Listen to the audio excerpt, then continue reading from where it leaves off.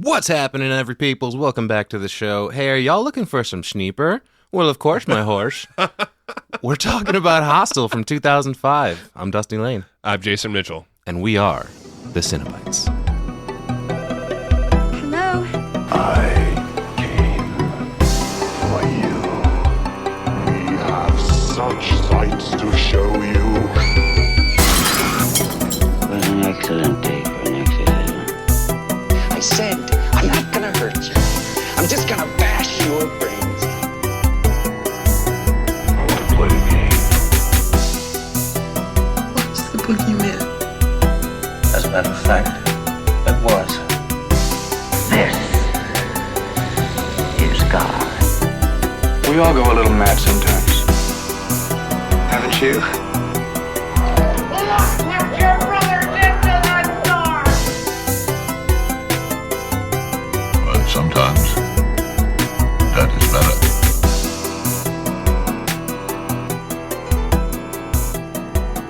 And we're back. We are recording this episode on St. Patty's Day, everybody. So, Aaron, go brah.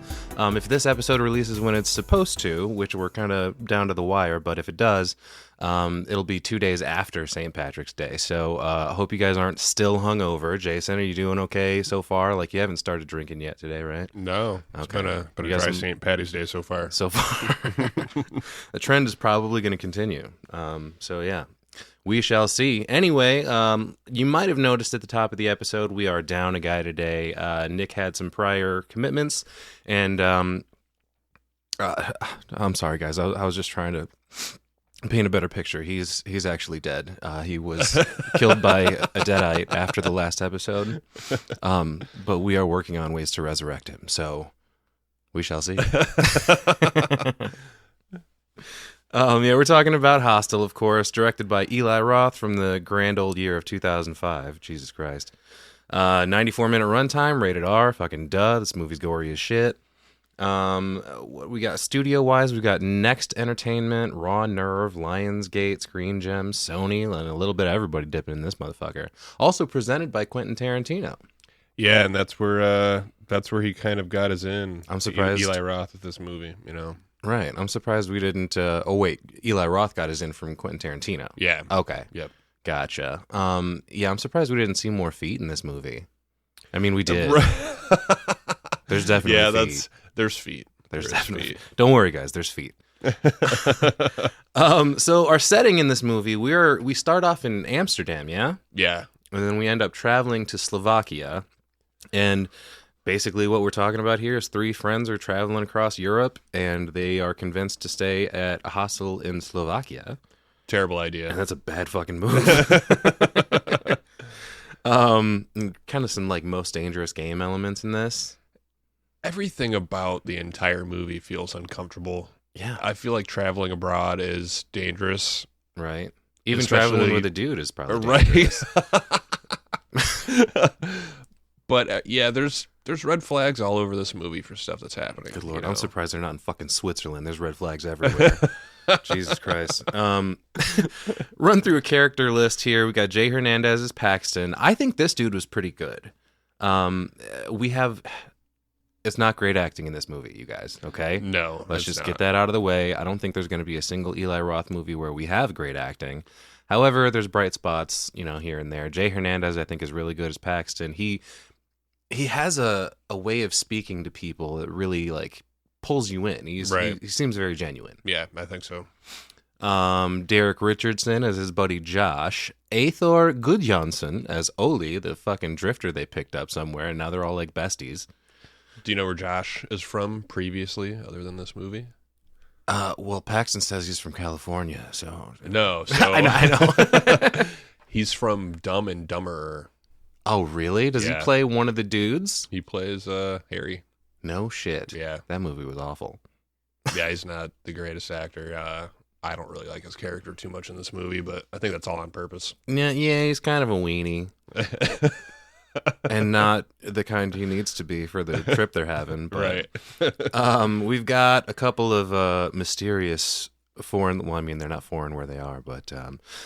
Natalia and Svetlana are the ones that kind of draw them in. Natalia is played by Barbara Nedeljakova, and Yana Kadarabkova is Svetlana. We got Jan Vlasek as, I thought he was like a surgeon or something like that, but I did remember, because I had to watch this movie twice. Basically, I do 2 runs through. I take notes, and I'm basically like looking at my phone or the paper the whole time, just writing like a madman.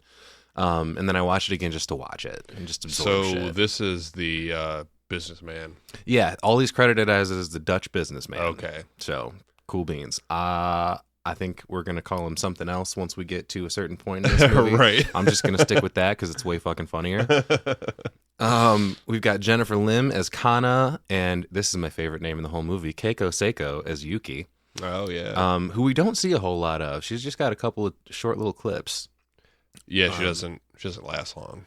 And that just about rounds our cast out of like important people. I always want to mention the music. We've got Nathan Barr on that, and then cinematography is Milan Chadima. So I'm doing my best to pronounce these names. If I'm fucking them up, feel free to correct me or whatever you got to do. Yeah, it's a lot of foreign names in this one. Mm-hmm. So when this movie opens up, my first note that I wrote down was, fuck. Right, yeah. The opening scene is very unsettling. Yeah, dude, we just got gross sounds. We got a dingy, leaky, dirty ass dark dungeon, underground space, basement, something. Yeah.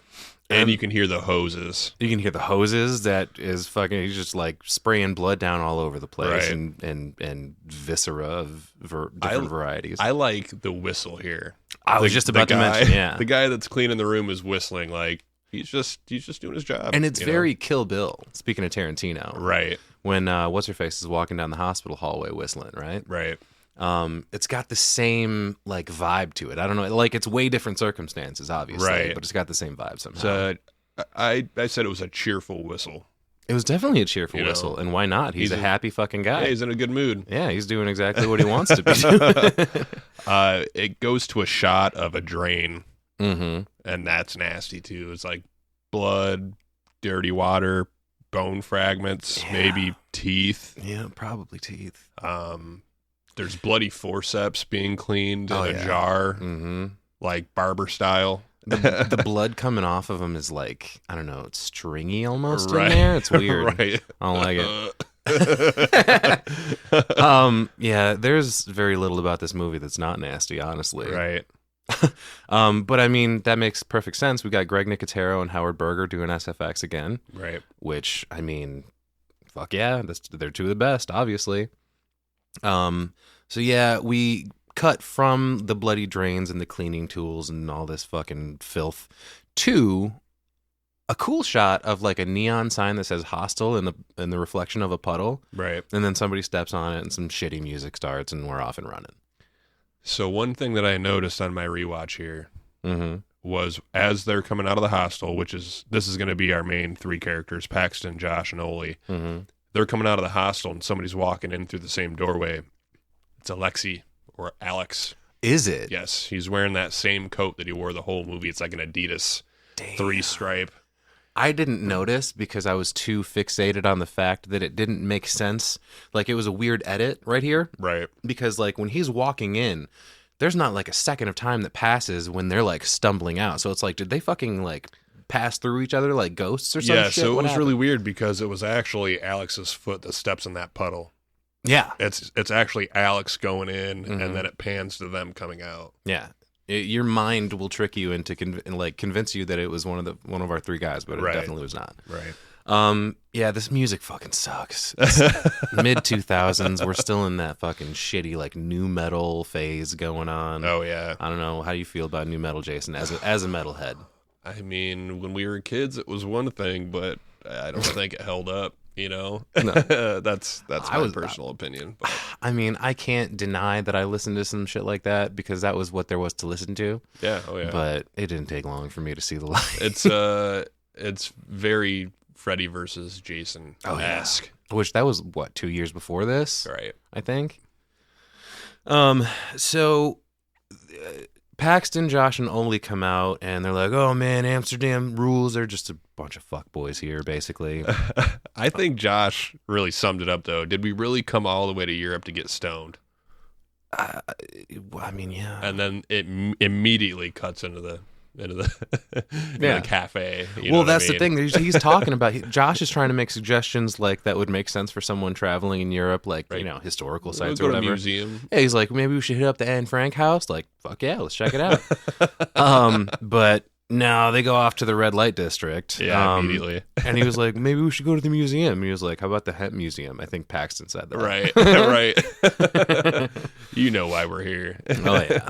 So yep, cuts to the cafe here, and we're enjoying. Like, I think they each have a bowl.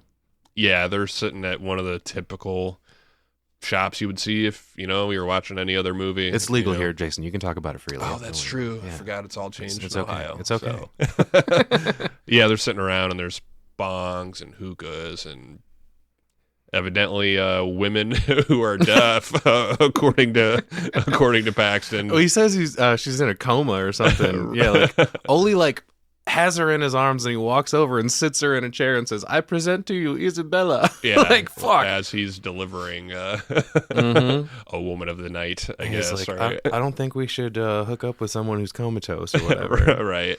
She does look kind of out of it, honestly. Yeah. Oh, yeah.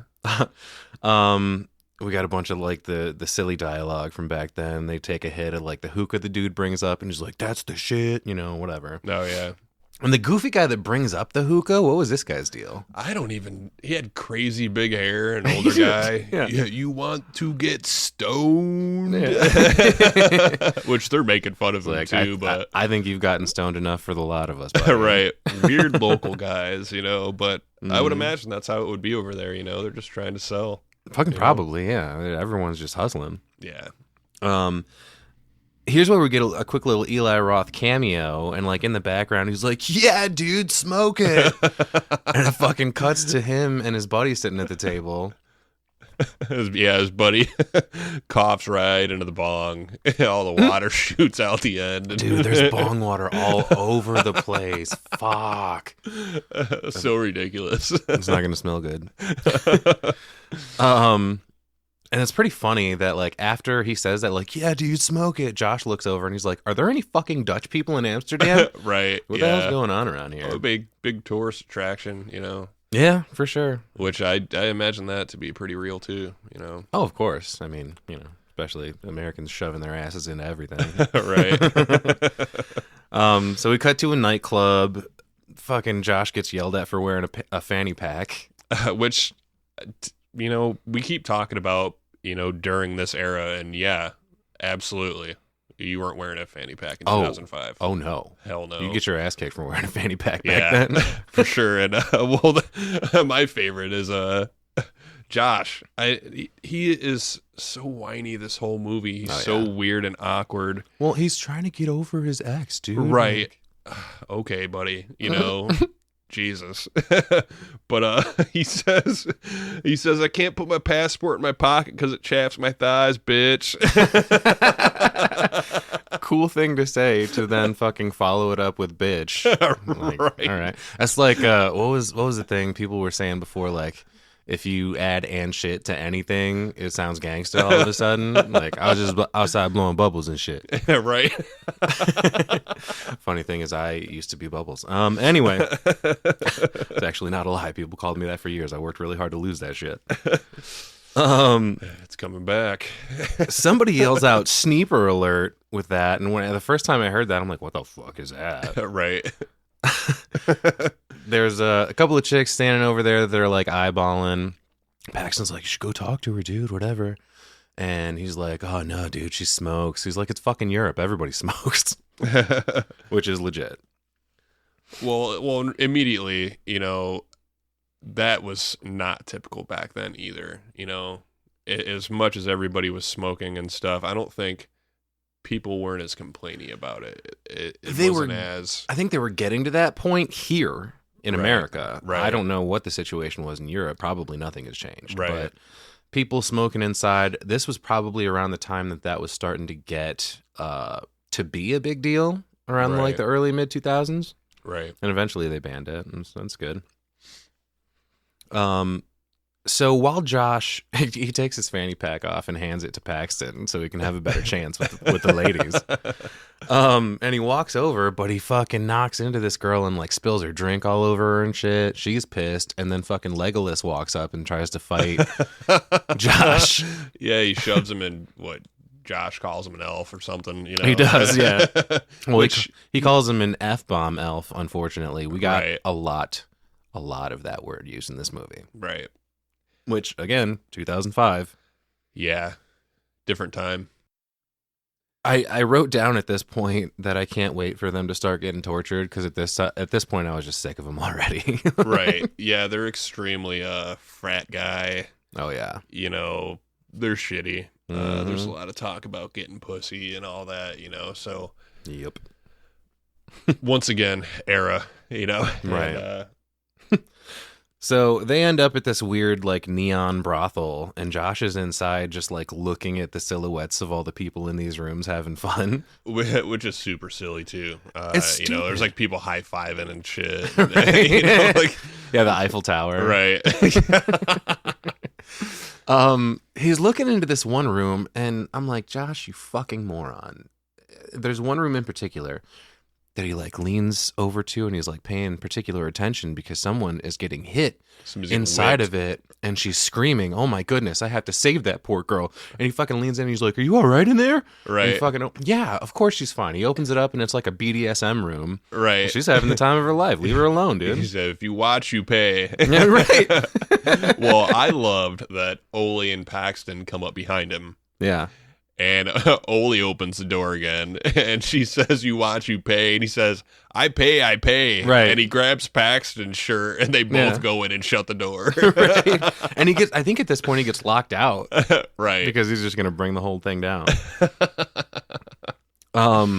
There's also a part here where he ends up going to another room, and there's this, like, you know, beautiful, you know, Dutch lady in there, whatever, getting undressed in front of him. She's like, oh, your friends are so funny. And she turns around. She's like, come here and wash up by the sink. And then she goes to do that. And then when she turns around, he's just ghosted. Josh is gone. He's helpless. Poor guy. They get back to the hostel that they were staying in, and they're locked out of that as well. And fucking curfew. Which yeah. I didn't think that would be something in Europe, you know? Wouldn't a Euro nightclub just go all night? I don't and know. not stop? I've never been to a Euro nightclub. I've never been to Europe, so I don't know. But that's what I have in my head, you know? You watch too many movies, Jason. I think I do. Obviously. So they are like banging on the door like, you fucking let us in. And Ole starts like singing for some reason. I'm not really sure why. He's singing the little bit of German that I know. He's singing like Guten Abend something, which is good night or whatever. Right. It's like a lullaby thing. For sure. But everybody's pissed. Yeah, everybody's like throwing shit out the raining glass bottles. And this is when Alexei or Alex comes into play. Mm-hmm. So they're getting the bottles thrown at them. They don't know what to do. You start hearing cop sirens, so it's like, damn, get the hell out of here. Yeah. And this weird European guy says, oh, come on up here, and they climb up a ladder into an apartment. Yeah, no thanks. Unusual. But they go up here, and as soon as they get in there, there's people having sex on the bed. Yeah, what the fuck? Like, so Ole can't go anywhere without seeing tits in this movie. You cannot. Ole pulls up a chair and gets about 3 inches away from him. You know, Ole, dude. Yeah. The king of the swing. The king of the swing. Of course, my horse. So apparently, I thought it was interesting that they had to explain to Alexei what Sneeper was. Oh, yeah. Well, apparently if that's their language over there, right? It's not necessarily his because I think Paxton says it's Icelandic for clit. Oh, yeah. And then Josh is like really spelling it out like, oh, you know, clitoris, however you want to say it. Like, it's this thing. It kind of hangs. Yeah, he's like gesturing and shit. Yeah. But yeah, Alexei is Dutch and he says the word is Icelandic. So, I mean, you know. Right. Josh, Paxton, and Ole tell Alexei that they started in Paris, they went through Switzerland, Belgium, and Amsterdam, but they also mention at this part, which I get a little bit confused later to why they're so gung-ho about finding Oli. Like, yeah, he's a cool dude you ran into and you, like, established a friendship. But Right. when you're talking to Alexei, they describe him as a drifter. Right. They're like, yeah, we just picked up this drifter. Which, yeah, it seems kind of strange, but I guess, again, Europe would just be so much different than here. You know, we're so used to, it takes hours to get anywhere. Oh, You dude. can be in another country in an hour or two when you're over there, you know. It's, Mhm. I guess, different lifestyles. you Right. know? I think it would be weird to take somebody around with you like that randomly, Yeah, definitely. you know? But I mean, I guess he sort of acts as a guide in that capacity. Right. You know? I don't know. Yeah, he's done this before, you know? Oh, I'm sure. So Alex is like, oh, you guys are looking for girls? And he's like, you talk to Alex. He opened up the pussy all over Europe. Paxton's like, oh, shit. Alex is a pimp, apparently. Right. He tells him about this hostel in Slovakia outside Bratislava. He was like, that's where the best girls are. They love Americans. There's no guys because of the war, so you just take them. Yeah, he's a weirdo, man. Dude, yeah, he is. I thought he had like a really creepy, like millimeters thick pencil mustache on, Right. but apparently he's just got like something on his lip going on. Yeah. I'm not sure what that's about. Josh references it later. He does. Yeah. Yeah, the guy with the fucking thing on his lip.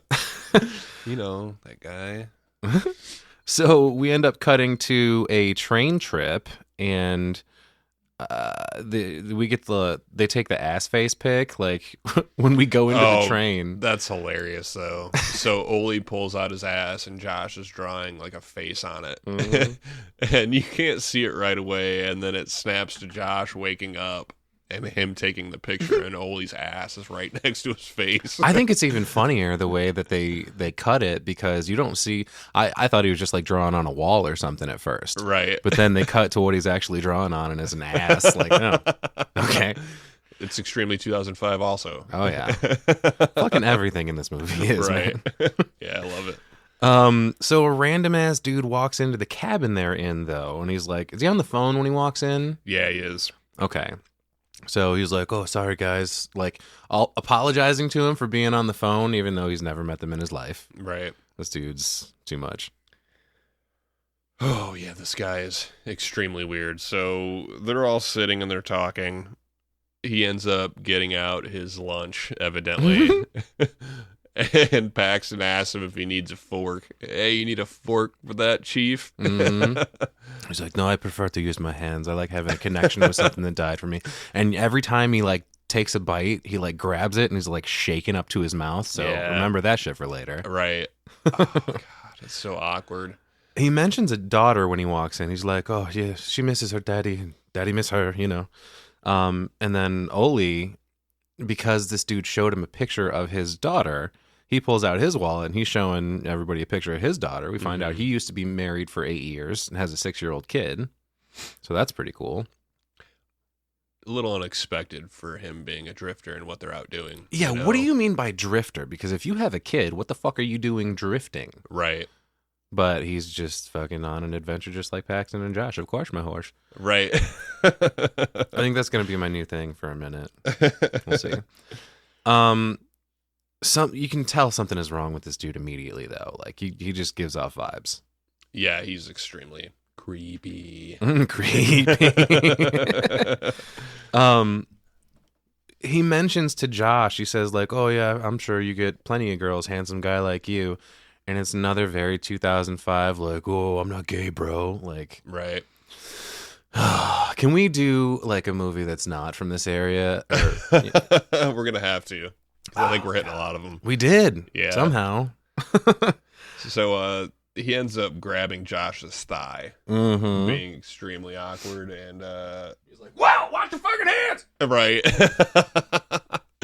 So he gets up and leaves, and they call him Edward Salad Hands. So that's his name for Yep. the rest of the pod now. Yeah, for so. sure. Edward Salad Hands. Or just old Salad Hands, maybe. Right. But those hands are real shaky. That's when he asks him, when he puts his hand on his leg, what is your nature? Like, Evidently not that, you know. right, but is that the way you do it? Come on now.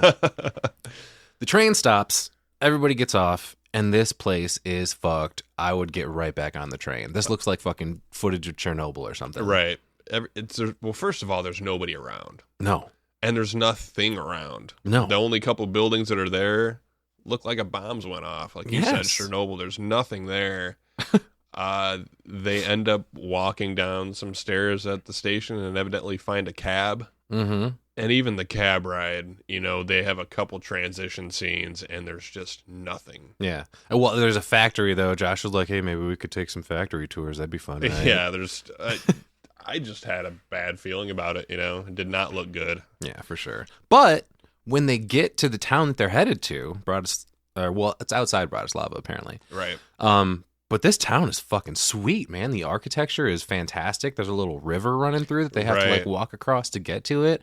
Super picturesque. It's like on a hill, and there's like what looks like a church on top of it. Yeah. Oh, it looks beautiful. Really fucking nice. There's like statues around. When they walk up to their new hostel, there's like someone sitting in like a gazebo reading a book. Everything looks fucking chill, man. Dude, the music here really kind of set the pace for their feelings here, oh, we're really unsure about the ride here and getting here. I don't know, maybe if we should have done this, but then they walk in and everything's pretty, everything looks nice. You can tell that maybe it's too nice. Right. Yeah. Even the hostel is beautiful. They walk in. There's a couple Japanese girls that walk by them. They're kind of eyeballing them. I noticed on the TV, Pulp Fiction's on. Yeah. Sam Jackson speaking Dutch or whatever. Right. Oli says he made a reservation at this place under the King of Swing. The King of the Swing. Immediately flirting with this girl at the front desk, of course. There's a quick little shot of her butt, which, of course, my horse, like, why wouldn't that be? There's a couple shots like that in this movie where they pan over and materializing women a couple different spots, but. Oh, yeah. Objectifying. Yeah, for sure. She tells them that, the rooms are semi-private, so you're going to have roommates. And Paxton's like, oh, that's gay. Right. God damn it. Which turns out to be quite the opposite. Yeah, exactly. They walk into that room and there's two half-naked European chicks getting dressed, and on their way out says they're going to the spa. You should join. Mm-hmm. And when they do go to the spa, there are just boobies everywhere. Fucking everywhere. There's one in particular that there's this girl walking by, and I know that before they started the shot, Eli Roth was like, all right, can you do me a favor and walk in such a way as to make your tits the bounciest, please? Right. Because her walk, like her gait is very unnatural. Her tits are just fucking all over the place, man. This is where I noticed Paxton has a douchey tribal tattoo, speaking of 2005. Oh, yeah. Absolutely. Oli shaved his balls, he says, when they go into the sauna where Natalia and Svetlana are. This is when they like introduce themselves. So they kind of break the weird. There's like an awkward silence when they all walk in and sit down, and until Oli shows Josh's dick, and he's like, "All right, put your anteater away." It's super awkward. Like, doesn't have to be, man. It's just a dick. Don't worry about it. It's a dick, or it's a joke, not a dick. Don't take it so hard. So Oli says hi to Natalia and Svetlana with his ass, of course. Like you do. And then he starts singing again. Yeah, him and Natalia are singing. I don't even really know. Is it a Russian anthem or something? That's what I got out of it, yeah. Right. I am not super familiar with the Russian national anthem, but good for this dude. Right.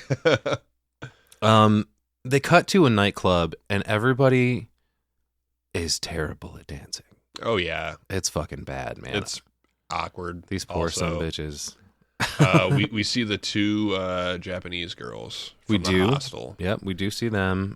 We also see Vala is there. We learn the front desk girl's name, and she shows up. So it's important to note here that Svetlana's giving everybody pills, which I assume was ecstasy.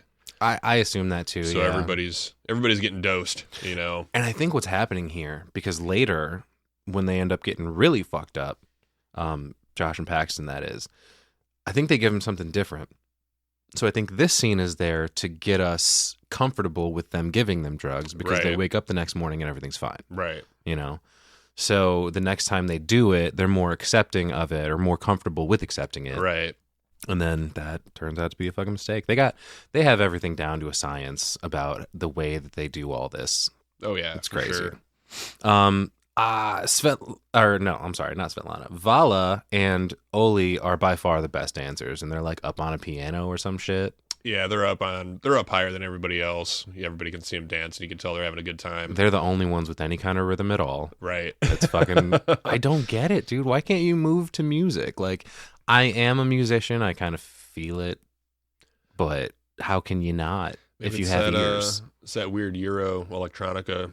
Also that, but that's You even know? easier to dance to because it's Right. like. I definitely get what you're saying. For sure.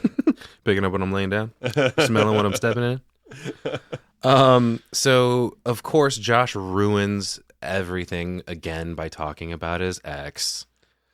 Nice move, dude. Josh. Fucking Josh. But now at this point we have split off into pairs. It's Oli and Vala, Josh and Natalia, and Paxton and Svetlana. Like all kind of pair off. Right. So they all head back to the hostel, and they're all in the same room at first. Oli's messing around and jumps on Josh when they're about to have sex and is goofing around, and Vala comes and grabs Oli, and they leave the room. Well, I wanted to mention Josh ends up running away from cigarettes again because he has asthma while they're still at the club. Mm-hmm. And before we get to the hostel again, there's a couple of important parts we need to make sure we address because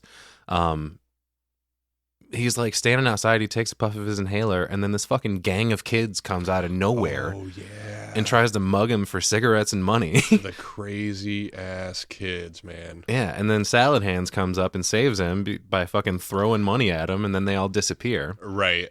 Oh, and it's...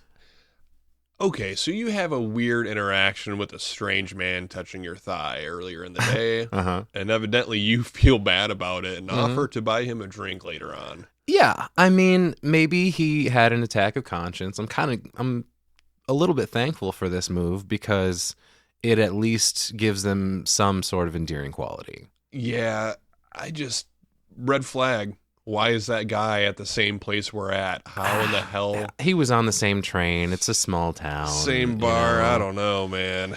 How many bars are there in this tiny little village? That's true. Hamlet? I would think I was being followed immediately. Yeah. Especially after the thigh grab. He's been watching you, Josh.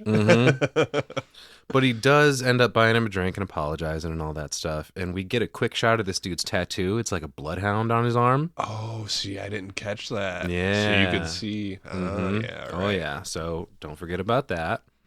Josh grabs his thigh back. Yeah. Yeah, he does. Like, wait a minute, man, you fucking hypocrite. Are we cool, man? Yeah. Grabs his thigh. Which one's the goose and which one's the gander? But he gives Salad Hands gives Josh some advice at this point, and he's like, you have to do what's right for you, basically. And then it's a fucking sex break. Woohoo! Here we go. And that's where Oli runs up and jumps on the bed and starts humping Josh. Right. It's pretty great. Goofing around. One of my favorite things I noticed about this fucking movie, okay, is during this sex scene, the song that also a naked chick happens to be singing to someone else through a wall in the 1973 movie The Wicker Man is playing during this scene. Really? Yeah, dude. Wow. Like, it's a very like folky.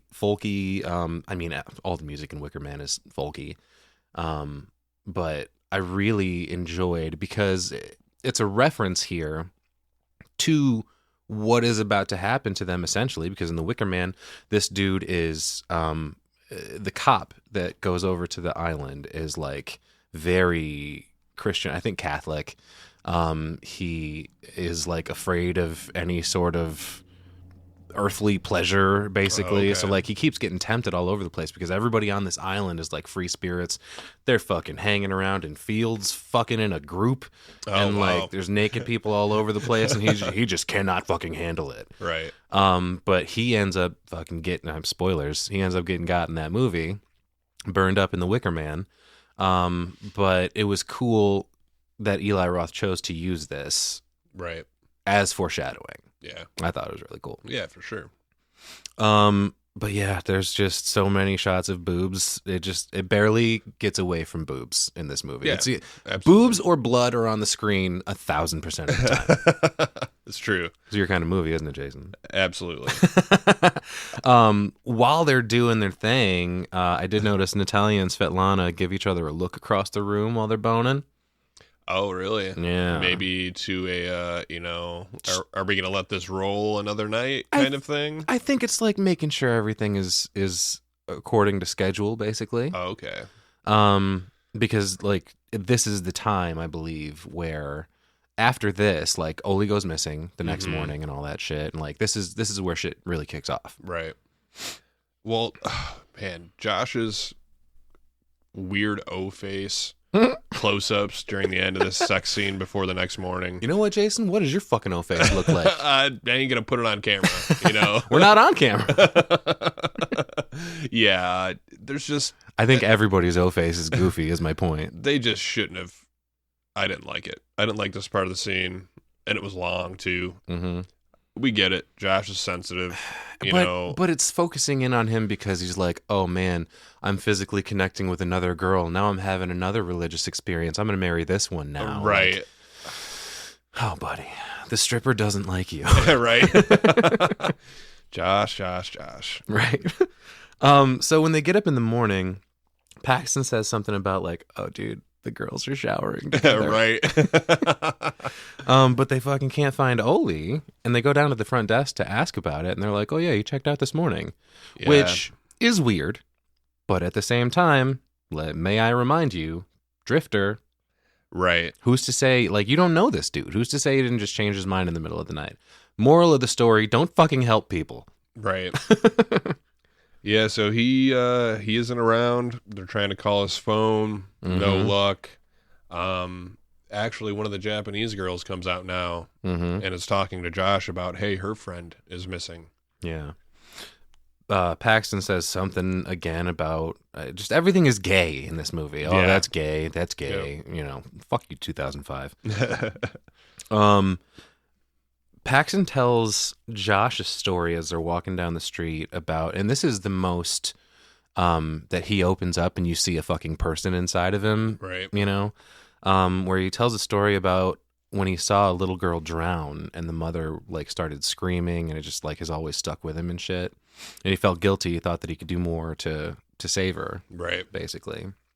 Yeah, Which it's a really crazy story. Well, we end up circling back around to it because of when he finds Kana in the place. Oh, okay. So he like redeems himself, kind of, So speaking of Kana, she walks up to them when they get back to the hostel, and she's like, hey, look at this fucking picture I got from your friend, the king of the swing. Right. And it was just him and her friend Yuki, and it just says sayonara on it, and you can see in the background there's like a smokestack from a factory. Right. And she was just like, my friend wouldn't just fucking leave like that, and why do you send a text that just says goodbye? Yeah. Like, everything about it's fucking strange. Very weird. And Oli was with Vala, so I mean, what happened during the course of the night to make him, right? End up with Yuki? Nothing's adding up. Right. Nope. So the kid gang ends up hustling him again for gum after this, which is when they think they see Oli walking by on the street. Right, it's his orange jacket. Mm-hmm. He was wearing a very distinct jacket. Yeah. But if you look at this dude from the back, he looks nothing like Oli. Right. His body shape, his hair, everything about him is fucking different. And they were chasing him for quite a ways too. Oh yeah, definitely Through a few that blocks. Museum and Yeah, I did want to mention this fucking museum of torture. That's what he just so happens to fucking draw them into, right? Right. My favorite part about this, though, is the ticket taker, because they have little tickets with bodies on them. And he fucking has this tiny little toy guillotine that he winds up, and him taking the ticket is him putting the ticket in there and then fucking hitting the button on the guillotine, and it cuts the head off, and he puts that in a basket and gives him back the body. Right. Genius. Love it. There is also the executioner jump scare at this point. The dude that's like in the executioner getup that's acting like he's a mannequin. Which I kind of expected that when they were yeah. going through there. You know, there was a whole bunch of, like you said, mannequins or statues or whatever. And I'm like, one of those are going to move. I didn't really think that it was going to be like a spook house, though. Right. You know what I mean? Like, I thought that it was just going to be a museum of torture. And let's see torture instruments. And we do get like one of those fucking chairs that's just nails. Oh, yeah. There's all kinds of shit going on in here. But they end up seeing that dude pass by again. They run down this tiny fucking hallway. And by tiny, I both mean narrow and fucking really short.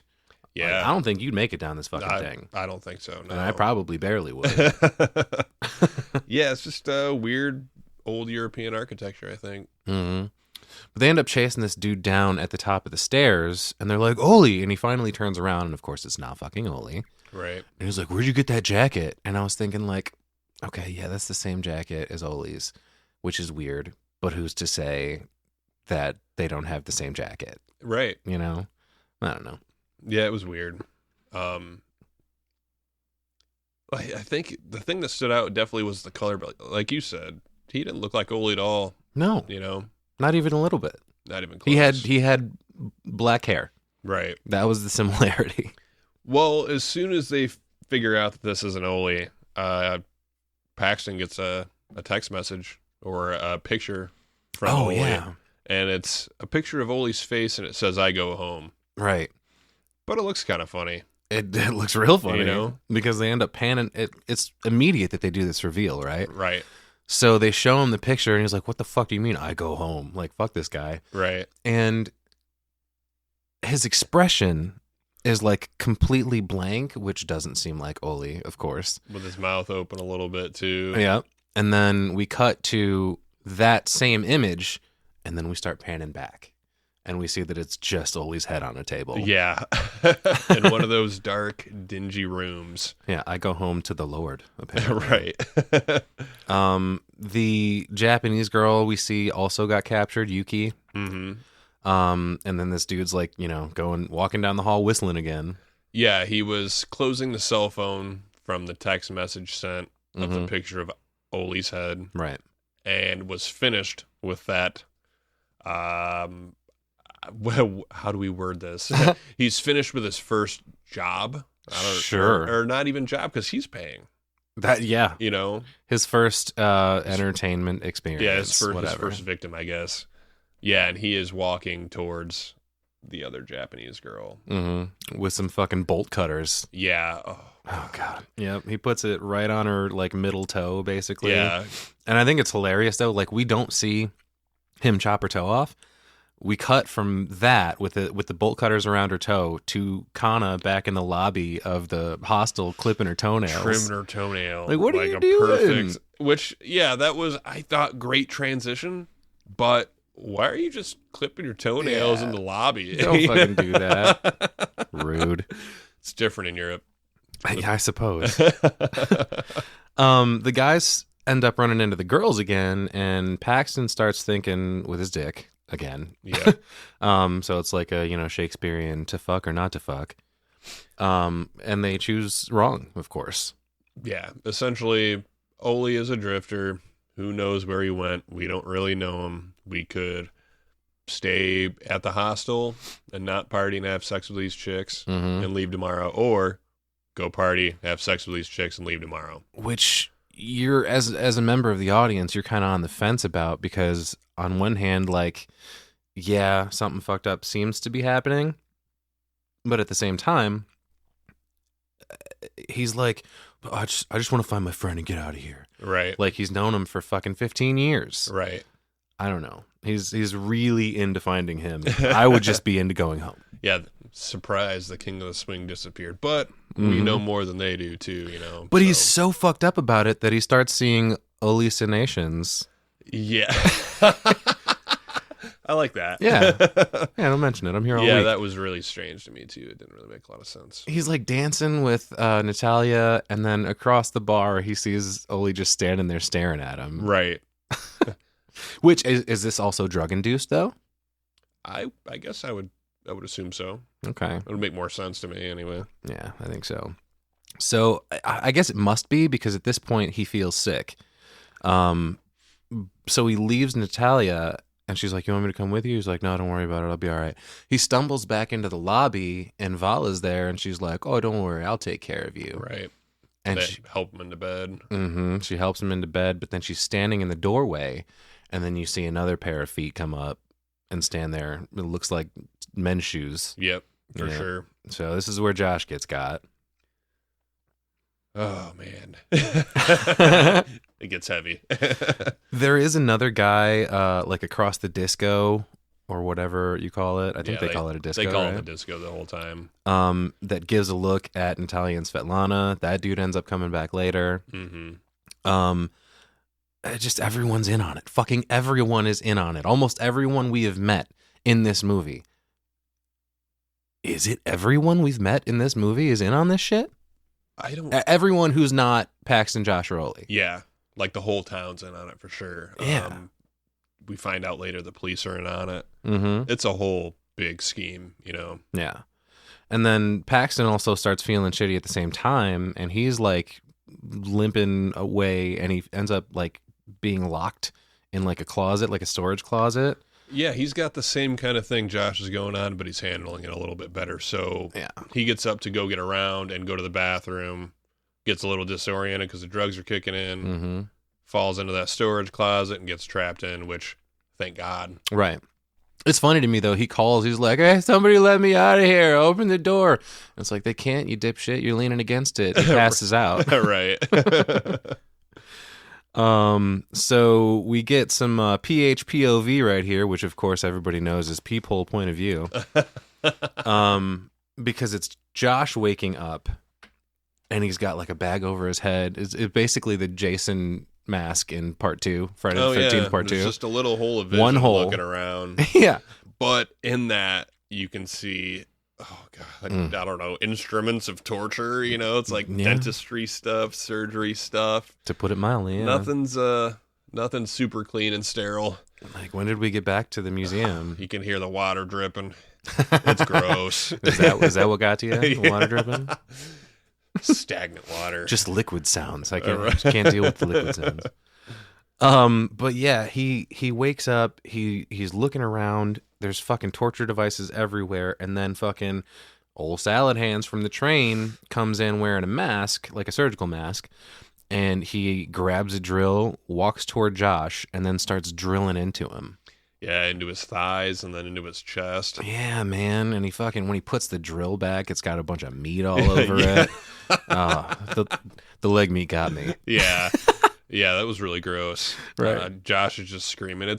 I like that they showed the drill go into his leg at first, and then they panned away, and you hear Josh screaming. And then they show the drill. So they leave a little bit for the imagination, but the meat on the drill is nasty. And this is why I said that this movie wasn't as gory as I was expecting it to be, because before watching it for the pod, I hadn't seen this movie. Honestly, I probably was kind of avoiding it, but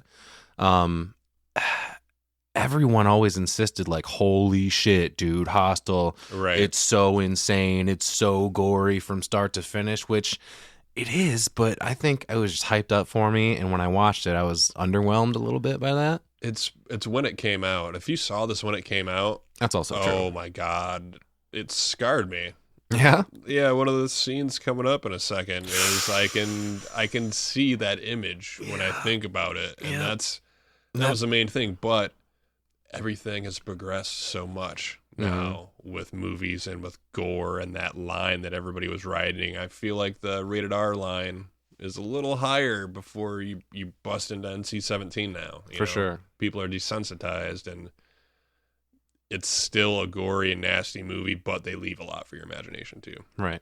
And it's weird because on the other side of that, like, it amazes me the things that you can't get away with now. Right. Like, there are certain, mostly themes and elements that you can't put in movies anymore because people freak the fuck out. For sure. And rightly so in a lot of circumstances. But yeah, Salad Hands, like, Josh is pleading to him and stuff. He's like, let me go, whatever. He's like, you want to go? Okay. And he fucking uncuffs his feet. Well, not at first.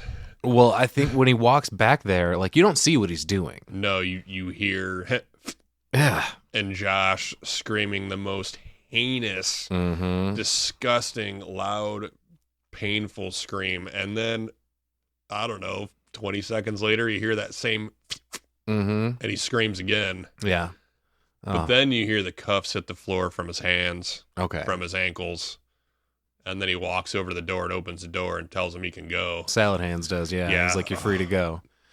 But when he fucking stands up, we see what he did, which was, of course, sever his fucking Achilles tendons, both of them. Yeah, and they separate, and the camera is close. God damn. So, yeah, he stands up and immediately falls down, of course. Right. Still, like, he's trying to crawl across the room to get himself the fuck out of there. He's still got the presence of mind to do that, luckily. Right. But just before he gets to the door, fucking old Eddie Salad Hand steps in front of him. And, like, my question here is, I know you're fucked up, mentally and physically, but he's, like, not trying to do anything to him to incapacitate him so that maybe he can continue dragging himself off. Right. He's given up at this point. I would imagine all the pain he's in and stuff. And, if you really think about it, let's say Salad Hands didn't close the door. Where's Josh crawling to, Right. It's just one of those things. It's just a matter of time before he bleeds out, too. Right. He's got 6 holes in him now. Right. I wanted to mention before we get out of this particular scene that he mentions that, this is Salad Hands again, mentions that he wanted to be a surgeon, but he couldn't pass the boards, and he holds up his hands, and they're all shaky and shit, yeah. like we saw him eating his chicken salad before or whatever. Right. Back at the hostel, Paxton walks up, and I noticed at this point that they were in room 237. Yeah, I did too. How many times have we already had that referenced on the pod? I know it was in Get Out. Right. I think it's all over the place. I think there might have been another one or two. Sure. But the desk guy tells Paxton that Josh checked out this morning. Right. And he's like, no. That's not fucking possible. I know my friend. He would not fucking do that, period. Yeah, he's not Oli. He's not a random friend they've met, they're traveling together, so Yeah. Yeah, immediate. This is an issue, But Paxton goes up to the room again, and now there are 2 completely different girls in it, undressing or changing, whatever, also getting ready to go to the spa, also tell him you should come. Yeah, so it's just scripted. So it was that whole situation was Paxton woke up, got kicked out of the storage room, went back to the hostel. It wasn't just Josh that was checked out, though. Paxton was checked out too. So when he went back, his bag was behind, so that's right. Paxton's pissed off, like, okay, well, I still need a room. So he's, chill out, man. You're on vacation. Here's your room again. Yeah. But the weird thing was the exact same thing happened. Like you said, he opens up the door to the shared rooms and 2 chicks are half naked getting dressed. Hey, we're going to the spa. You should come. Yeah, they start the scene. Right. Basically. The exact same thing. So Paxton is starting to realize that something's going on. Right. Paxton calls Josh again. He's like, Josh called me. I was locked in at that disco. It was gay. Right. Also, Paxton asked about Kana here too. Yes. Where did the little Asian girl go? He asks if there was an Asian girl waiting in the lobby earlier. Yeah. Oh, she checked out too. Yeah. She left with the other guy, I think. Right. I think he mentions the King of Swing again at this Right. point, maybe. So Paxton's outside again. The gang kids end up coming back and steal his fucking phone. He ends up like knocking this one kid to the ground. He like chases him down, starts choking him and shit. Yeah. And for a second, I thought it was maybe because he was choking him that his eyes were kind of drifting apart a little bit. But then there's a shot later. This poor kid, actually, those are just his eyes. I'm sorry, kid. Hey, you made it to a movie, man. Absolutely. Fucking A. Paxton ends up going to the police, and the guy's like, look, we're going to do all we can. Just go back to the hostel. We'll call you if we find anything. Right. We have his picture. We got his name. We got his information, whatever. But before this scene finishes, you get a little bit more foreshadowing where He's like, "What? Where are you from, there, fella?" California. And he's like, "Oh, so far from home." Like, what the fuck do you mean by that, buddy? Yeah, it was uneasy. So I definitely felt weird about the whole thing. You know, obviously, cops can only do so much, but it was just a weird feeling. Like you said, this place doesn't seem that big. Yeah. You know, it's not like you're in New York City looking for a person. Yeah, and you're right. You can only do so much, but Paxton's like wandering the streets. He ends up seeing Svetlana and Natalia, and they look like shit. Yeah. I don't know what happened, but they are not made up anymore. They're not like, they look all like pale and drawn out, no makeup. They look tired as fuck. Thinking maybe it's just their day off, you know. They already worked, which, you know, that's something that's coming up too. But yeah. You know. Well, yeah, maybe they do have the day off because the other girls were in 237 waiting for Paxton. Right. Well, at least seems to be a good company to work for. You get time off, you get fucking certain perks. I mean, they fuck, you know. Yeah, so when he does find them, he sees them going into a pub. Natalia and Svetlana are sitting with what looks to be the same guy from the disco the other night that was supposed to have, you know, taken Paxton as well. Sure as fuck was. You know, they're kind of playing everything off. Oh, hey, what's up, serious American? Have a drink. And Paxton ain't having it. He knows something's wrong. Right. But they say that Josh and Oli, now Oli's back in the picture, says that they went to an art show, like an exhibit of some kind. Yeah. And Svetlana lends a little bit of gravitas to their story and ends up pulling Paxton back in to believe her because he's like, well, I tried to call your phone, but a kid answered. Well, yeah, my phone got stolen by a child earlier today. Damn kids, man. So they, Natalia and Paxton and the other dude from the disco end up leaving to go to this art exhibit. Right.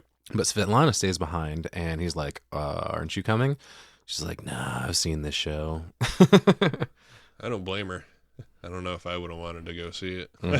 Well, guess where they go for this fucking art exhibit? Heavy quotes. That fucking same place with the smokestack from the picture from earlier. Right. Oh, yeah. I didn't put two and two together for that. Yeah, man. So when they get there, Paxton gets out and there's an Asian guy standing there and he's like, hey, man, how is it in there? And he's like, oh, be careful. You could end up spending all your money in there, which once we figure out what's going on. Yeah, you ain't wrong. No. Well, because the Asian guy doesn't know what he's there for. Oh, yeah. He's assuming that he's there to see the art exhibit, too. You know what I mean? Right. Because Paxton doesn't know what's happening yet. Which I think this guy is Takashi Miike, who is another horror director. Oh, really? But he's credited in this as Miike Takashi. Oh, okay. Good one. Creative. So he walks in, Paxton does, behind Natalia, and he sees like another little ticket booth. Right. He was like, hey, man, how much? And the dude looks up and he's like, for you? Free. That's the fucking moment that I am turning around and heading back out of there. No fucking way.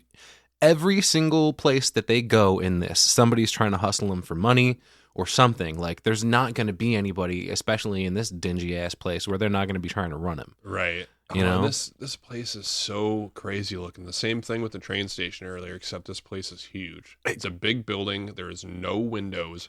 Everything's blown out. There's fucking rubble everywhere. Right. Like the place is crumbling. Yeah. Literally, when they when they're going down the hall later, he's got his like hand up against the wall. Right. And it's like fucking falling apart. Like, yeah, how long until this building actually just crumbles into the earth like fucking Poltergeist? Crazy. So Natalia ends up laughing at him. He's like, oh, or she goes, yeah, Mr. Serious American. And then we hear more whistling in the background again. That's another cue. Get the fuck out of there. Right. But he looks into a room and he ends up seeing a weird guy cutting somebody open. It's Josh. And it's fucking Josh. Yeah. Josh's chest is spread open and Edward Salad Fingers, or whatever we were calling him, is practicing the surgery that he can't do Yeah. in real life. You know, His hands don't look so shaky right there. yeah, he's doing a pretty good job, I think. He's doing all right. Yeah. So Paxton's freaking out. He's like, "Oh, you bitch!" And she's like, I got a lot of money for you. I think that makes you my bitch." Right. But yeah, cue the fucking torture montage. A couple dudes walk up behind Paxton and start dragging him away. And he's like looking back and forth across the hall into these different rooms where there's just all kinds of heinous shit going on. Oh yeah, somebody's throat gets slit. Mm-hmm. Somebody's got a saw, I think, at their shoulder neck area. Sawing at somebody. Yeah. Somebody's got like, I don't know, dude, bolt cutters on somebody's dick. Oh yeah. Oh god. Yeah. Oh, it just like each room gets worse. I think the one after that, somebody's getting beat with like a hammer. It almost looks like a boat oar or yeah, some shit. it's some big heavy. Somebody's getting the shit beat out of them, Dude. That looked like one of the worst ones, actually. Right. This place is fucking crazy. There's just dark shit happening fucking everywhere. And speaking of dark, Paxton ends up getting dragged into a room, cuffed to a chair, and locked in the dark. Yep. Door slammed shut. Yeah. And so two guys come in shortly after that, and a big bald dude walks up to him and points a gun, and he's like, "Hey, talk, speak, say something." Now, they figure out that he's American when he does this. I'm really disappointed that it didn't occur to him to speak German, because he does speak German. Right. Yeah. Yeah, I think just with everything going on, you know, he probably, because I didn't realize what they were doing at first anyways, you know, he's like, "Speak," you know, and I'm like, well, what the hell are they doing? Because at this point still, we haven't seen that card yet. Right. You know, so they're talking a little bit, he leaves the room, guy starts getting weird, and then he realizes he can speak German later, but they also have like his passport and stuff too, so yeah, he's trying to do whatever he can do to show that he's not American at this point. Yeah, for sure. But they find out he's American, and this dude, the other guy that walks in with the bald guy, who I believe is wearing a surgical mask, or maybe not at this point. Yeah, he's got a surgical mask on. Either way, he looks also very German somehow. Dude, and he is a weirdo. He's over messing with the tools, takes his mask off, and you can tell that really into this. He's breathing heavy. Yeah. He's got like the Michael Myers going on. Yeah, he's about to show his O face while he's doing this. Is essentially what's going on. Oh, we're gonna see his O face later. Right. His O shit face. Right. I think it's funny that like Paxton denies being American, but he says it like, "I'm not a fucking American," which is the most American thing to say. Absolutely. But then dude grabs his passport and shows it to the other guy. He's like, "No, he's American." Yeah, so this guy is messing with Paxton big time. He's got scissors up by him, you know, taunting him essentially with some of the stuff, and he clips off a piece of his hair and puts it in a bag to keep. Well, when we see him doing the weird like breathing shit, the other guy, he does take some hair, but he starts hitting him with like a garden tool. Yeah. And he's getting way into it. Yeah. Guy's a weirdo. But we do find out that he does speak German. And he's not pleased by whatever it is that Paxton is saying to him, because I think it's getting through to him. Right. You know what I mean? Like he's starting to feel remorse about what he's doing. Right. Because of Paxton speaking German to him. See, and I thought when this happened that he was going out of the room to pretty much complain, like, "Hey, this guy isn't an American. I'm paying more for him." Mm-hmm. I thought that's what was happening when he was speaking German, which was not the case. No, because the guy walks back in with a ball gag, and Paxton gets it. Like he can't move his mouth. It's in there tight. You know what I mean? Like his teeth. His mouth are like his mouth's wide open. Yeah, and his teeth are basically like on the outside of it, right? Like his front teeth. You know what I mean? So yeah, it's fucking really, really in there, which is a problem for what happens pretty soon here. So the guy gags him. He ends up walking up and the German guy and holds a gun to Paxton's face, and I believe this is where he vomits. I think he was trying to push him over the edge to see how Paxton was going to react, and the gun didn't do it. No. He had the gun in his face, waving it around, and Paxton, he was freaking out, but it was a chainsaw. When he started up the chainsaw and got it real close to his face, that's when he started That's the question, though, because like once the chainsaw starts, that's when we really get this fucking scene going, right? Right. I think the gun does get him going and does make him throw up, because then he ends up like he's vomiting behind his ball gag and it's like spraying all over the place. He's Yeah. fucking choking on it.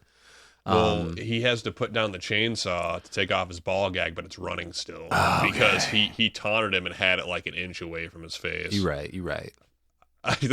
Although it sounds crazy, I thought it was hilarious. Like, it was just insane. He just grabs a chainsaw, he's like waving it around, and then literally there's a shot. It's about an inch or two away from Josh's like eye, and that's when he starts throwing up. I'm sorry, Paxton's. Yes. And he starts throwing up, and oh, it's so gross. It's so But gross. that's what, like, you might not think he would care about this, but he takes the ball gag off so he can like successfully throw up, because he's like, nah, bitch, you ain't getting taken out by your vomit. I'm killing you. Right. So yeah, goddamn. I did notice he tries to, like, I don't know if he's like trying to induce more vomiting or something, but he like puts his gloved hand like into Paxton's mouth and he tries to bite him a couple of times. I think it's so Paxton's gag comes off and he doesn't have a bunch of puke in his mouth, but he's still choking. Mhm. You know, so he's thinking maybe I could shove my fingers down his throat and make him puke. Yeah. And Paxton ain't having it. No. You know, those chomp noises. I'd have been biting his ass too, for sure. But this is where the dude comes back with the chainsaw and he ends up cutting a couple of his fingers off behind him. Mm-hmm. But that's also what allows his hand to slip through the handcuffs. Right. So that's pretty cool. But at this point, this dude ends up running at him with the chainsaw, which is a terrible move. He's already in the chair. Like, you can take your time. Yeah, I really don't. The scene happened so quick that it was kind of weird because he went from cutting his fingers off to all of a sudden he was like away from him a little bit. I don't know if he cut his fingers off and stepped back and watched him squirm a little bit. Maybe. But then, yeah, all of a sudden he's running. Did he start running to him because he saw that his hand slipped out of the handcuffs? Yeah, I think so. But then he fucking slips on the finger? Yeah. Slips on the fingers that he cut off. Jesus. And that chainsaw lands on him. Yeah. On his leg. Cuts his own leg off. Oh, that is a bloody, gross scene, too. Paxton, That's good. You got lucky as shit, my dude. So, yeah, and then essentially Paxton is struggling to reach the gun that had fell off the table from all the scruffle that happened and stuff. Yeah, when he gets out of the chair, he ends up knocking it down. Right. And, like, you know, throwing it even further from himself, unfortunately. Right. But he does get to it and shoots the dude in the fucking forehead. He calls for the guard, and then he does a cool little, like, playing possum thing. He doesn't do anything about the guy that's laying there with his leg cut off. Right. But he goes back to the chair and, like, slumps over like he's out of it, too. Like he's dead or something already. Right. And when the other bald dude walks in, he turns around and pops him a couple times. Right. So he's doing good. He's doing real good. He does have the presence of mind to pick up his fingers. Yeah. I mean, hell yeah. Yeah. But I have a feeling like... He's not getting those fucking fingers Right. back. Mangled by the fucking chainsaw. Oh, God. It's probably going to be too long. Yeah. They're getting too dirty rolling around in You this get like place. a little window, don't you? Like Yeah. if you chop something off, they can Yeah, reattach you're supposed to put it on ice, but where's he fucking getting some right. ice? Right. So he does have a good idea to disguise himself in this instance. I think he puts one of those leather aprons on, which those things were pretty cool. It's crazy. It's like it's a leather butcher apron. Yeah. And they got like a skull cap and a bunch of, Yeah, it's like surgical, except for like that particular apron is very like medieval somehow. Right. Oh yeah, it definitely is. So he has this fucking horned helmet he puts on so nobody can see his face. That thing looks great. But as he's walking down the hall, the fucking lights flip on. Right. I think what happens is they were probably trying to hail the bald guy on the radio, but he didn't get back to them. So Right. they knew something was up because before he was sitting at his desk watching porn, of course, because that's Right. what you do when you're working. It's a smutty industry. So much smut. So a bunch more guards come in, and Paxton fucking hitches a ride on a body wagon. Yeah, he ducks into one of the rooms when all those lights cut on. Mm-hmm. And the room that he's in, too, ends up having the lights come on, too. So he has to jump underneath all these dead bodies, which are going to, I called it like the chopping block. Mm-hmm. You know, it's like an incinerator room. Yeah, where this dude ends up, like, you got to hand it to him. At least they clean up after themselves. Right. We saw the dude spraying down blood in the beginning. This dude's wheeling out bodies. And he's like, yeah, chopping them up and throwing them in an incinerator. Right. Which Paxton ends up waiting maybe a little too long in this case, but he also is fucked up. Right. Because when the guy wheels him in, first of all, when they're on the elevator, a fucking hand falls off of the cart and the dude tries to wheel the elevator out, but he can't because the fucking cart's stuck on the hand. Right. He picks it up and basically stuffs it under Paxton's head like a pillow. Yeah. But I did want to mention when he finally does get him into this room, he wheels him in and he's fucking eye to eye with Josh. Oh yeah, and Josh is not all open anymore, man. His mouth is stitched shut, his chest is all re-stitched shut. Mm-hmm. So guy got his money's worth, I guess. Salad Hands does good work, man. Right. Yeah, they didn't look bad, you know. I feel like it wasn't too bad. I mean, it was pretty bad.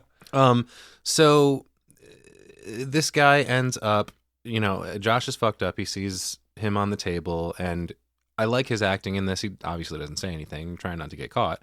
But he holds his composure. And this dude, he's like a fucking hunchback or something. This dude looks like an ogre. Yeah. Oh, yeah. That's chopping the bodies up. And he's got like some cool like a chainmail apron right. going on. But Paxton's fingers fall off. Like, I don't know why you didn't put him in your pocket or something. Right. You know what I mean? Like, you're just going to carry him around. But his fingers fall off the cart, and he's trying to, like, reach for him, but then he's got to, like, play dead again. Right. And the dude picks up his fucking fingers. It's like, oh, that's all she wrote there. Incinerator. That's all right. You can throw your finger at for the rest of your life. So he plays his time right and waits and ends up bashing this dude in the head with something. I thought it was a hammer. I think it's a hammer, yeah. And doesn't grab his fingers after that. I don't know if dude ended up tossing him or not, but I think they went in already. You think so? Yeah, it could be. He ends up killing that guy. Makes his way out of that room into an elevator. Close call on the elevator. Oh yeah, opens at the wrong floor. Almost gets caught. There's a guard standing right outside of it, and he fucking like hits the door close button. Right. But that dude definitely saw him. Oh, he had to have. Yeah, for sure. And he takes the elevator all the way to the top. I don't know, like when they went down, it was like to the fucking sub basement where this dude was chopping up the bodies. Right. I was kind of wondering about that too, because it was almost like he went to the top floor, but. He did go to the top floor when he got back into the elevator. Like, he was trying to get as far away from that place as possible. Right. He ends up ducking into what looks almost like a locker room. Mm-hmm. You know? He goes into this room and looks out the window, and he can see the police are there. Yep. Fucking knew it. So the cops are involved. Mm-hmm. But he cleans himself up in this place. Like, lucky he stumbled on this locker room. Here's a place with a bunch of clothes for you to wear, a bunch of fucking, like, you know, things for you to clean up with, whatever. Right. And he also does end up putting a glove on his hand. Yep. Yeah, at this point, he's got like a suit out of one of the lockers that somebody else had there or something. Yeah. You know? Little baggy on him. Yeah. He looks like a businessman, though. He's got some leather gloves and a nice tie. It's very Patrick Bateman. Right. But he finds this card, and the company title on the card or whatever is called Elite Hunting. It's like Blatonikov at gang.rus, like, you know, a Russian website. Yeah, some weird. And then the logo on it is the dog tattoo that we saw earlier. It's like a bloodhound or a fucking... some kind of hound. Right. Hellhound. Bloodhound. On the back of this card is basically a rundown of the prices that you can pay for certain things on this. Mm-hmm. So you can pay $5,000 to kill a Russian. You can pay $10,000 to kill a European, just a generic European. And then $25,000 for an American. Big money, dude. Like, dude, I get it. Fucking annoying. How do you think inflation has has affected these prices. Yeah. What is it in 2024 dollars? Oh shit. Okay. I don't know. It's probably at least triple that, right? Right. So as Paxton is reading this card and ready to leave, another one of the I don't know, I guess customers comes in that's getting ready for his kill or his you know. And it's fucking Rick Hoffman. I can't stand this dude's face. Like, he can be kind of funny, but he's mostly just overbearing. Yeah. And his face just fucking bothers me. I don't know. His character is definitely a little much for this. You know, he's asking him how he did it. Oh, yeah. How was it? He's getting all amped up about it.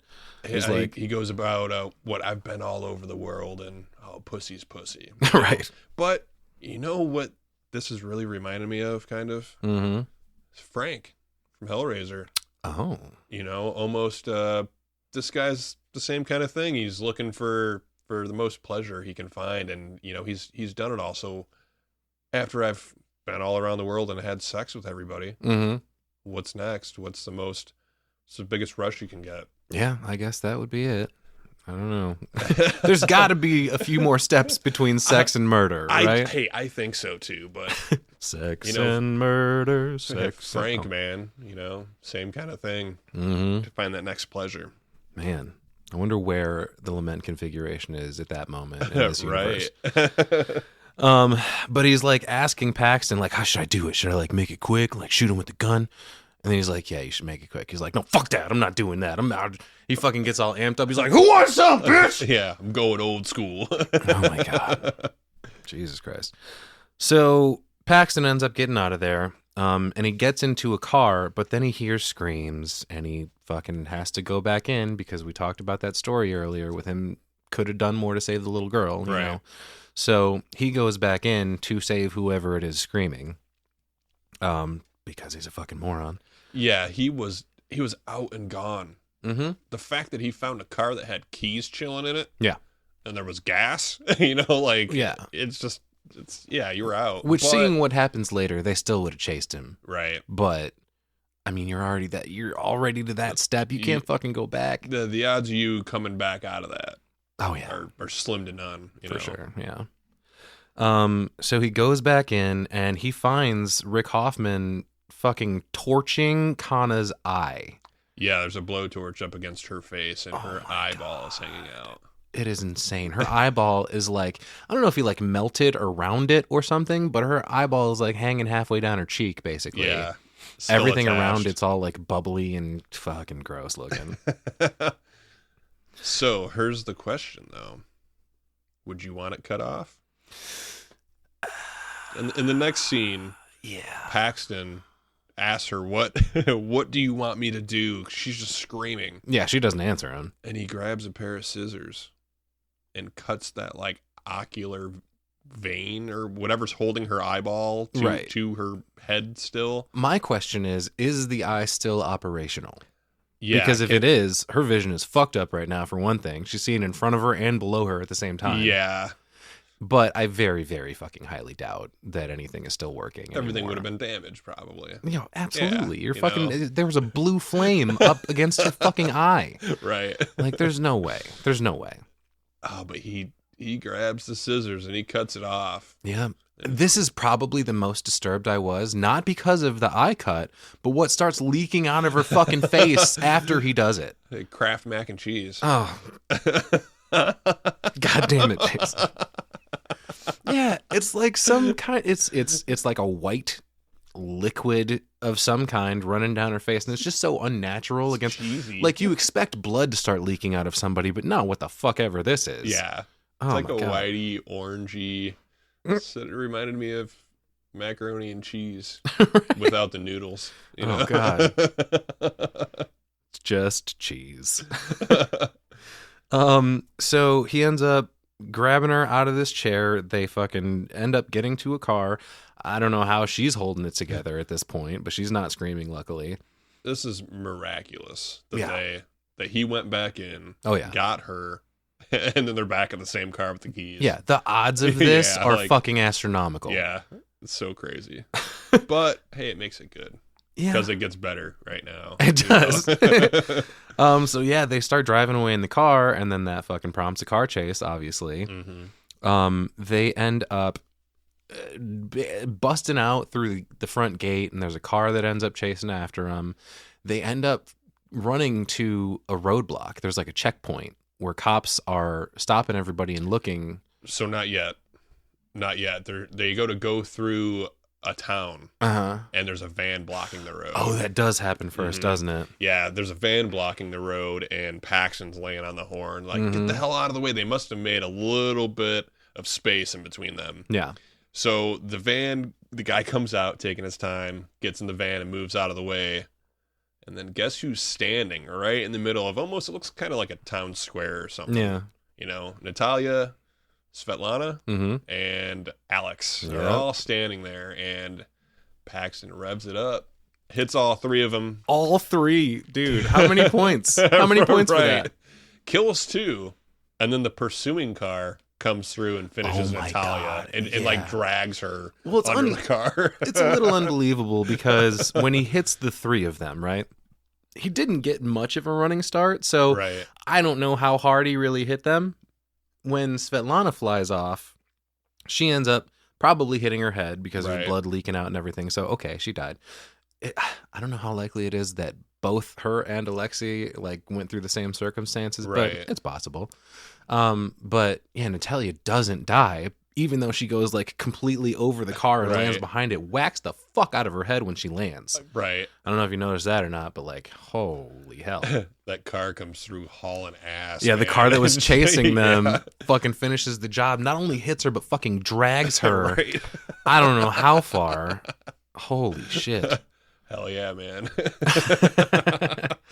And then the car gets stopped, the chase car, that is, because the fucking kid gang rolls up and ends up saving the day in this instance, because they end up like, they paid him with gum or some shit. Yeah, but Paxton's car luckily had a bag of candy. Oh yeah. Because without that, Paxton and he gives them gum, pays the toll, and then I guess the dudes don't have anything to offer, so they fucking murder the shit out of them. Yeah, with like bricks. They start throwing bricks like at them. Rocks. Yeah, but then they start fucking just caving their heads in. Yeah. And that's the whole thing. I thought it was so funny that, you know, the whole movie, like, oh, these kids, man, you got to watch out, these kids. And then finally, you know, it's brutal. They get hit in the head with the rocks from on top of the buildings. And then it shows one of the kids rock in hand and his head caving in, you know. Man, that gave my bald head an ache. But here's where we get to the checkpoint. Cops are, you know, checking all the cars that are coming, and they're of course in on it, so we know what they're looking for. Paxton starts like doing like a fucking multi-point turn trying to get out of there, and then finally thinks better of it, and then they end up just getting out of the passenger side door and running off. Which, that's crazy too. You know, there's a lot of very close calls with them getting away from this, and yeah, they slide out the passenger door through, you know, I don't know, wooded area or whatever, and end up at the train station. So they're getting closer, you know, to the end. Dude, they're so close. They're so close. But when they get to the train station, you notice all over the place are like these dudes in leather jackets. There's cops all over the place. Like they're just scanning everybody that's coming in. They're just waiting for them to pop up. You know, this is a shitty situation, but Kana sees her reflection and sees how bad her face is messed up. She can't fucking handle it, dude. Like, what would your reaction be? You know, like, does it fuck you up enough to make you then, like she does, just goes and she like stares over at him and starts walking slowly, and I knew immediately what the fuck was happening. She ends up jumping in front of this fucking train.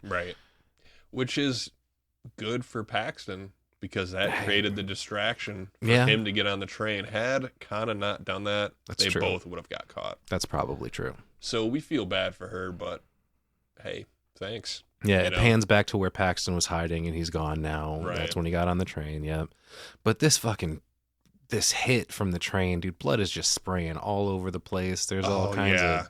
Her head gets crushed underneath the train, so you see her skull crushed. The wheel, and then you see the blood fly onto people standing near Yeah. the train, like Yeah. right in the face. She like pops. yeah. Paxton is kicking it. I thought it was a cool shot because at one point I think he's like on the bathroom or in the bathroom on the train or something, and he's just standing there like wigging out a little bit, and he's holding a scalpel, just waiting for somebody to walk in the fucking room. Yeah. Pretty much ready to attack anybody that's going to try and... He's ready to kill anybody. Right. But eventually he does go take a seat, yeah, because then he hears this conversation about, I prefer to use my hands. People have lost their relationship with food. I like to have a connection. Again, proving this whole fucking thing is scripted. Right. And that's just this guy's method of bringing him Edward Salad Hand is setting up his next victim. He's scoping for who he's going to kill next. Mm-hmm. And Paxton ain't having it. Fuck no. Yeah, this sets him off. He ends up following him off the train, and then down some like subway stairs or something, and into a bathroom where he like switches the sign from open to closed, Right. keeping anybody out of it. And he this dude's Salad Hands is taking a dump, and Paxton ends up like that card that he grabbed from earlier. He throws it on the ground next to dude's foot. Yeah, he drops it. Yeah, and dude's like, he sees it, and it's almost his eyes light up a little bit. He's like, oh no! So he goes to pick it up. yeah, I think he's just confused because like, is it oh no, or is it the guy in the next stall is a kindred spirit? Oh, see, I was thinking he thought he dropped it and was like, damn, we can't leave this laying around. Kind of thing. I did. Your guess is as good as mine, man. That could definitely be too. But when Salad Hands reaches down to grab it, he fucking cuts off the same fingers that he lost with the scalpel that he was and it's carrying brutal. around. There is so much blood in this scene. Oh, yeah. So much. And it's crazy because he then dunks his head into the toilet to start like drowning him. And I noticed at that point that there was way too much fucking water in this toilet. If dude was just sitting on on that toilet, his balls were submerged. Right. Completely. Yeah, there was water everywhere.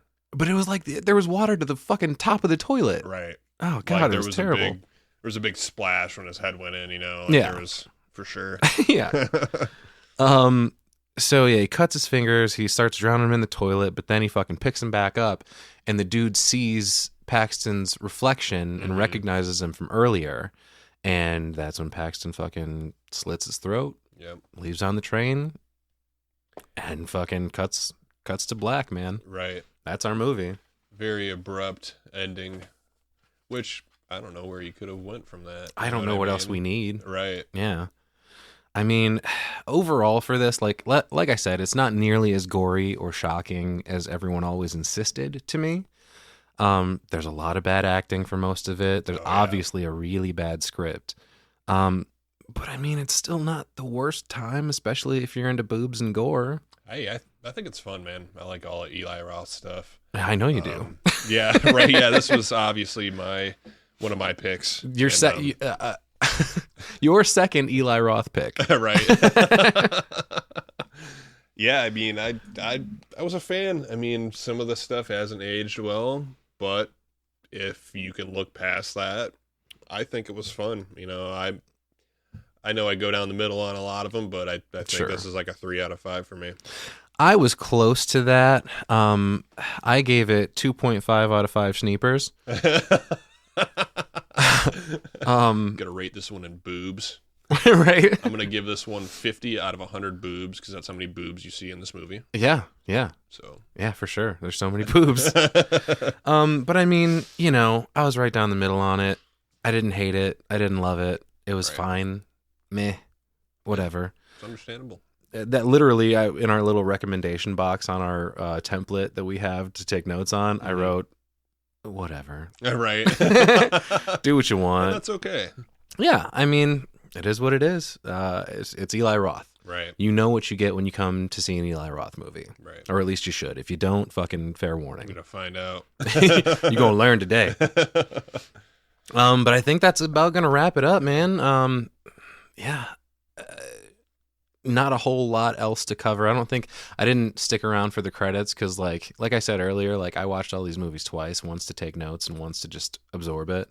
Right. So I actually I tossed them all on this morning, and I was just like going from one to the other, so I didn't stick around for the credits. Right. I don't know if there was anything there. Kind of fucking doubt it. I don't know that you're missing anything, even if there is. But there was a sequel to this, right? There's a part 2 and a part 3. Oh, okay. It's a whole ass franchise. I have seen part 2. I don't really recall, but I'm planning on revisiting since we just covered this one. So Okay, fair enough. Well, I mean, in the event that we ever cover that, just let me know if that's what you want to do. Because if somebody's suggesting it, it's probably going to be you. Right. Anyway, we had a good time. We hope you did too. Once again, Nick will be back soon. Don't worry about it. But I think we did okay in his absence. We honored his legacy, and hopefully we can succeed in that resurrection. If you want to get a hold of us, of course, as always, you can reach us at cinebytespod@gmail.com. Follow social media on Facebook, Instagram, Twitter, at Cinebytes Pod. Also, we do have the YouTube going. We're not a video podcast. We don't take video of these podcasts, but we do. Basically, it's like the RSS feed linked to YouTube, and AP makes videos to put on there. Just so everybody can listen in if that's what you got. Not everybody has streaming stuff, so Right. We drop little hype videos, basically little clips of some of these shows and everything. So, yeah. And if you feel so inclined to support the show, you can do so at cinebytespod.buzzsprout.com. Once again, we hope you had a great time, and we will catch you on the flip side. As always, never forget, dreams are fleeting. Only nightmares last forever. Follow your nightmares.